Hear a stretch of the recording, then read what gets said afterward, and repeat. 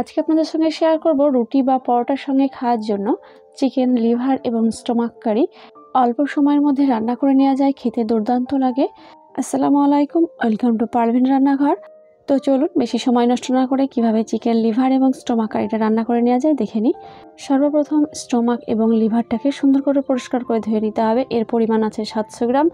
তো পরিষ্কার করে ধুয়ে নেওয়া হয়ে গেলে চুলায় কড়াই বসিয়ে এর মধ্যে দিয়ে দিলাম পরিমাণ মতো সরিষার তেল। তো আপনাদের লিভার স্টোমাকটা যতটা থাকবে সেই পরিমাণে সরিষার তেল ব্যবহার করবেন। আর দিয়ে দিচ্ছি 2টো তেজপাতা ছোট সাইজের এবং 2টো এলাচ। তো এলাচটাকে অবশ্যই ফাটিয়ে ব্যবহার করবেন, এতে সুন্দর ফ্লেভার আসবে। তেলটা একটু গরম হয়ে আসলে পেঁয়াজ কুচি দিয়ে দিব। চিকেন লিভার এবং স্টোমাক কারি তৈরি করে নেওয়ার জন্য পেঁয়াজটাকে একটু বেশি ব্যবহার করেছি, তো বড় সাইজের 2টো পেঁয়াজ ব্যবহার করেছি। এখন পেঁয়াজটাকে তেলের মধ্যে কয়েক মিনিট নাড়াচাড়া করে নিলে দেখবেন অনেকটাই সফট হয়ে আসছে। তখন এর মধ্যে দিয়ে দিতে হবে 1 চামচ করে আদা রসুন পেস্ট।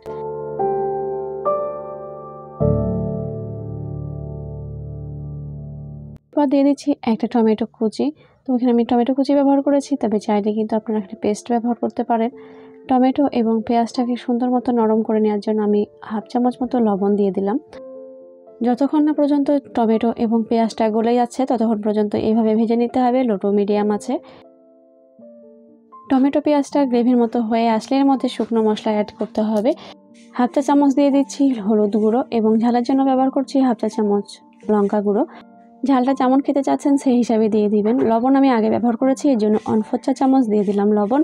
এবং চিকেন মশলা দিয়ে দিলাম 1 চামচ। ধনে গুঁড়ো জিরে গুঁড়ো ব্যবহার করলাম 1/2 চা চামচ এবং লাল মরিচের গুঁড়ো ব্যবহার করলাম 1/2 চামচ। এটা কোনো ঝাল হবে না, সুন্দর কালার আসবে। কাঁচা লঙ্কা চিরা ব্যবহার করলাম 3 থেকে 4টে।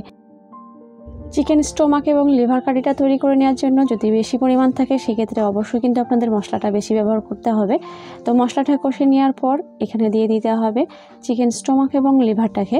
তো এইভাবেই মশলার সঙ্গে সুন্দর মতো কষিয়ে নিতে হবে কয়েক মিনিট। আর মশলার সঙ্গে কষিয়ে নেওয়ার পর দেখবেন এর সুন্দর কালার বের হচ্ছে।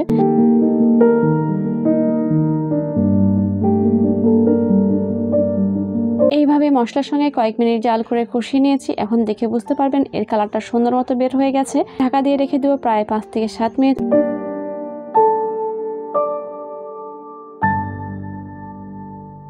5 মিনিট পর ঢাকা খুলে নিব।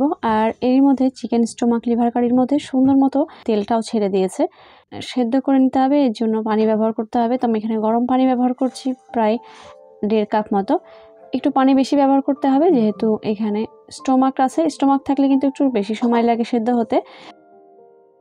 পানির পরিমাণটা কতটা দিয়েছি সেটা দেখে বুঝতে পারবেন। 20 মিনিট এইভাবে জাল করে নিব, এতে করে সুন্দর মতো সেদ্ধ হয়ে যাবে। তো লো টু মিডিয়াম আছে 20 মিনিট রান্না করে নিয়েছি। রুটি বা পরোটার সঙ্গে খাওয়ার জন্য রান্না করে থাকলে অবশ্যই কিন্তু গ্রেভিটা এমনটা রাখতে হবে। এর থেকে বেশি গ্রেভি যদি কমিয়ে দেন সেক্ষেত্রে পরবর্তীতে নামিয়ে রাখার পর আরও একটু শুকিয়ে আসবে। তো গরম মশলা দিয়ে দিলাম 1/4 চা চামচ আর ধনেপাতা দিয়ে দিলাম কিছুটা পরিমাণে। এখন চিকেন স্টোমাক এবং লিভার কারি তো রান্না করে নেওয়া হয়ে গেছে, খাওয়ার জন্য পুরোপুরি রেডি। যদি আপনাদের হাতে সময় থাকে সেক্ষেত্রে আপনারা এটা ঢাকা দিয়ে রেখে দিতে পারেন 5 মিনিট মতো। চুলার জাল অফ করে রেস্টে রেখে দেবো 5 মিনিট। 5 মিনিট পর ঢাকা খুলে দেখাবো। রেস্টে রেখে দিলে কালারটা কিন্তু আরও সুন্দর বের হয়।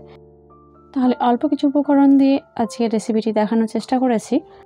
এই চিকেন লিভার এবং স্টোমাক কারিটা আপনাদের কাছে কতটা ভালো লেগেছে অবশ্যই জানাবেন।